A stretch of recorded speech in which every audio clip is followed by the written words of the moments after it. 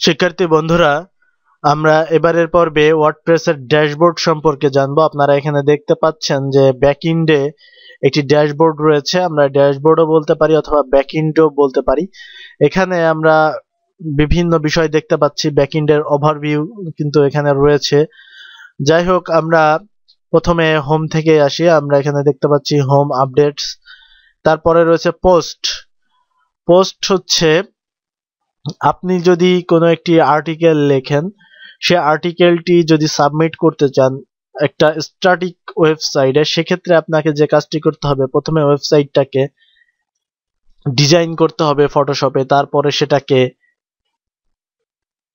HTML দিয়ে structure দাঁড় করিয়ে, তারপর CSS দিয়ে সেটাকে ডিজাইন করে, তার ভিতরে আমাকে সেই আর্টিকেলটা সুন্দরভাবে উপস্থাপন করে সমস্ত বিষয় আমাকে আবারও সার্ভারে আপলোড করতে দিতে হবে।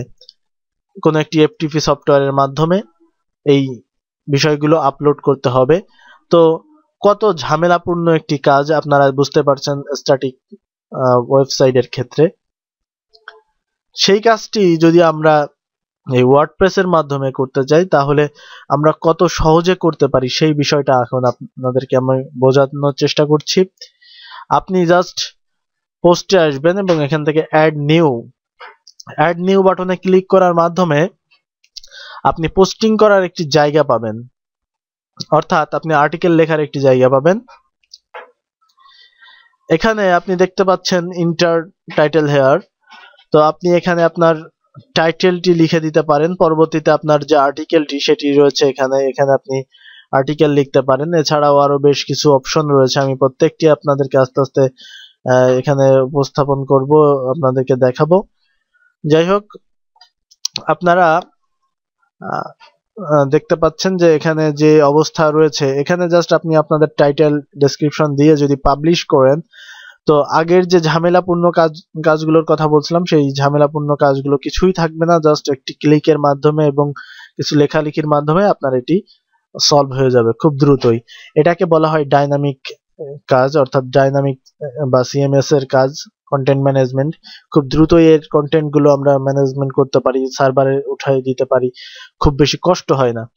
ওকে, তো চলুন আমরা দেখি কিভাবে একটি পোস্ট করতে হয়। সেজন্য আমরা এখানে দিতে পারি my first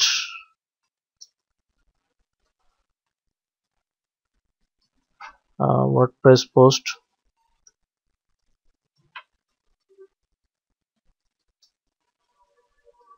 my first WordPress post এভাবে দেওয়ার পর আমি জাস্ট এখান থেকে কিছু কন্টেন্ট, যদিও কপি করা ঠিক না, আমি টিউটোরিয়ালটা দ্রুত করার খাতিরে আমি এখান থেকে কিছু কন্টেন্ট নিলাম জাস্ট আমার সাইডে দেওয়ার জন্য। এখানে আমি পেস্ট করলাম। এটা ধরে নিলাম আমাদের ডেসক্রিপশন এবং এটা আমাদের পোস্টের টাইটেল। তো এর ভেতরে যদি আমরা কোনো ডেকোরেশন চেঞ্জ করতে চাই, যে এই কথাটি আমরা একটু হাইলাইটস করব, সেজন্য বোল্ড করা। যদি আমরা চাই যে এটাকে আরো কিছু লিংক দিব, অথবা আমরা এটাকে হেডিং বাড়িয়ে দেব, এইভাবে আমরা করে ফেলতে পারি খুব সহজেই। যদি চাই যে এটার কালার চেঞ্জ করব, এটাও সম্ভব, এটা অসম্ভব কিছু না। আমরা এভাবে কালারও চেঞ্জ করে দিতে পারি। সবকিছু করার পর আমরা চাইলে যে কাজটি করতে পারি, এখানে কোনো একটি ক্যাটাগরি তৈরি করতে পারি। সেই ক্যাটাগরি কিভাবে তৈরি করতে হয় পরবর্তীতে দেখাবো। আমরা এবার এখানে পাবলিশ করলাম। পাবলিশ করলে আমরা দেখতে পাচ্ছি যে আমাদের পাবলিশ হয়ে গেছে, পোস্ট হলো। ভিউ পোস্ট, আমরা এখানে ভিউ পোস্টে ক্লিক করলে আমাদের সাইটটা দেখতে পাবো।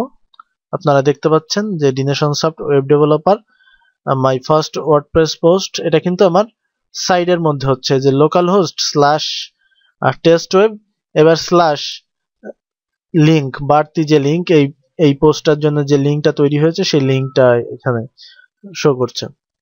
ওকে, আমরা এখানে দেখতে পাচ্ছি যে কে পোস্ট করেছে।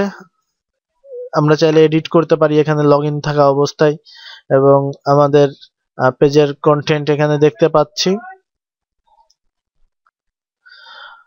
ওকে, আমরা দেখতে পাচ্ছি যে কত সহজে একটি পোস্ট করে ফেললাম। এবার আমরা পরবর্তীতে আপনাদেরকে এই পোস্ট সংক্রান্ত আরো কয়েকটি ক্লাস, অর্থাৎ আরো কয়েকটি লেসনে বোঝাবো কিভাবে পোস্ট করতে হয়, পোস্টের কিছু নিয়ম।